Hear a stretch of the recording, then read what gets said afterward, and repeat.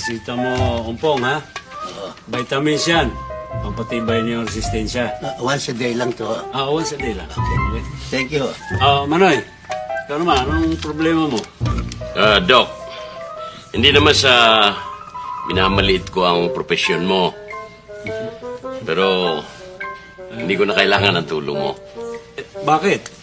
Pinaubaya ko na ang aking buhay at kalusugan sa aking guardian angel. Sa palagay mo, may guardian angel ka. Oo naman. At bakit mo nung nasabi yun?